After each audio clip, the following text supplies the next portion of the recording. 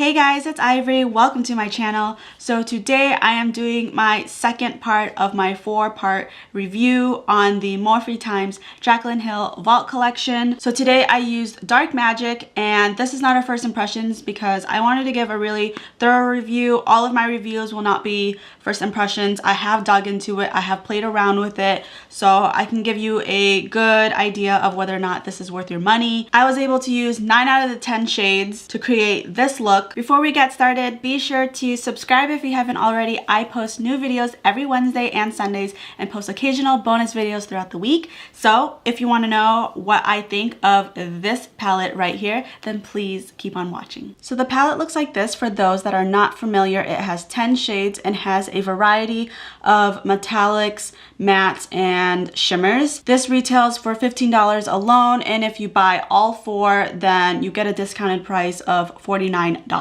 So my eyes are already set, but I'm going in with Poof with a fluffy brush, and I'm just going to dig right in and just kind of further set my eyes. You're not going to be able to really see this on my eyes. There's nothing particularly special about this color. Okay, so it is on. You can't really see it, but I've actually been using this color to also kind of brighten underneath my eyes and a little bit on my forehead, and it does brighten it, so it is multi-use. This shade as well, Shh, that's the name, Shh, is also a pretty nice contouring shade if you want to use that. Next, with a different brush, I am going in with the shade Potion, and this is gonna be our transition shade. A lot of people are having problems with this color. I have to say that I am one of those people. It's patchy, it's skippy. A lot of her mattes are like this, I should say. I had the same issue with some of the mattes from Bling Boss, where they just don't build well on top of each other and they skip, or they're just patchy. And as you blend out the color, they kind of lose their original pigmentation, so they don't even look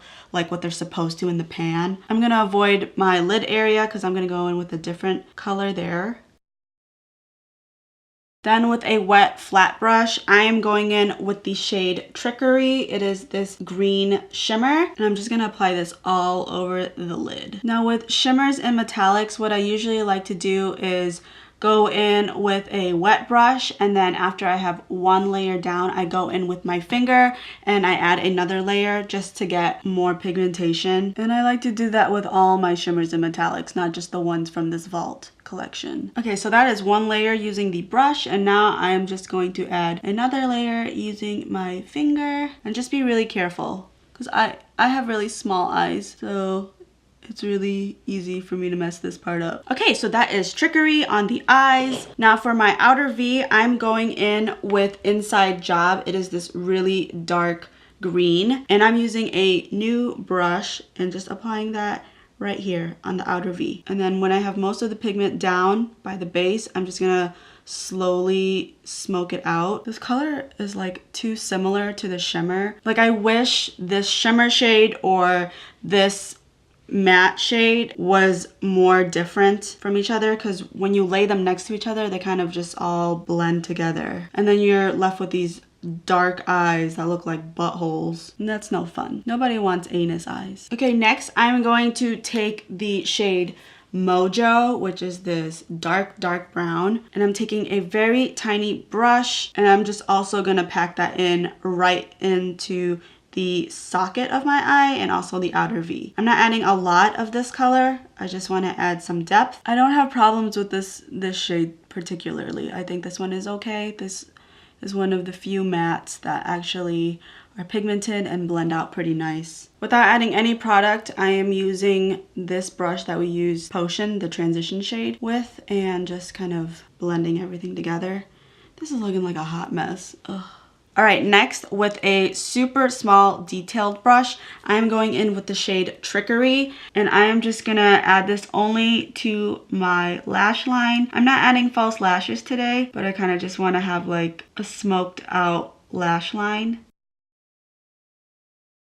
It's super hard to tell, but it's there. You have to be really careful with that color, because if you get any black powder on your face and then you try to wipe it away, it's gonna be a hot mess. I made that mistake before. It's not fun. Next, I'm going in with the shade Busted. It is this blue, and with a flat brush, I am just going to tightline this on my lower lash line.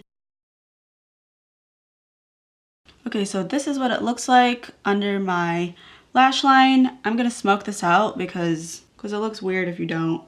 So I'm just taking a clean brush and diffusing this line so I don't look super crazy. All right, last I'm going in with Power Cut. It is this metallic right here. And with a wet pencil brush, I'm going to use that to highlight my inner corner and my brow bone. This is not like my favorite shade. You know what? I'm gonna go in actually with Diversion as well. It is this shimmer brown. And with a flat brush, I'm just gonna only apply this to the outer lid because there's just so much green and I don't even like this color. I'm gonna take this brush and blend these two colors together, even though my eyes just look like two black holes. All right, so this is the final look. I just added some mascara and a lip and added a little bit of blush. I didn't apply false lashes just because today I just don't feel like wearing false lashes. So I skipped that part. Overall thoughts on this palette. I think of all four, I'm probably the least excited about this one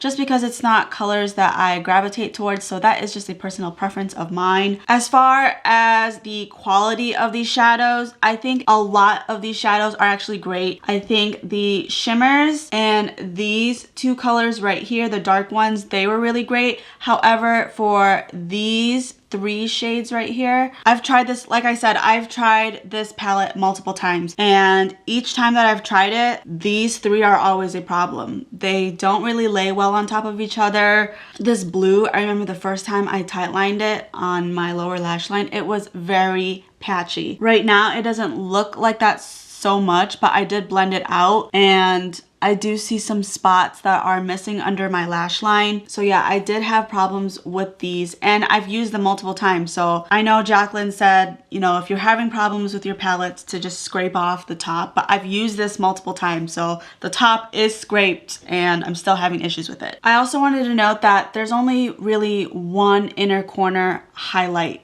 option. You can't pick anything else other than Power Cut. So if I wanted to add this to my lid, then I would have no inner corner highlight. At least with the other palettes, there's like a variety so you can mix them up. But with this one, it's always going to be this one for your inner corner and brow bone highlight. As far as versatility goes, I don't really think that there's a lot of versatility in this. It looks like every single person that comes up with a look for this palette, all the other reviews that I've seen, they always look like some variation of this, just like dark green or like a dark blue. It all looks pretty much the same. Whereas with her other palettes, I do feel like you have a little more wiggle room to really just spice it up and do different types of looks. So for that, I don't think that this palette is really worth it. That is not to say that the other ones are not worth it. So I'm just talking about Dark Magic in particular. So that's it, guys. I have 2 more reviews to do on the other 2 palettes, so stay tuned for that and I will see you in my next video. Bye!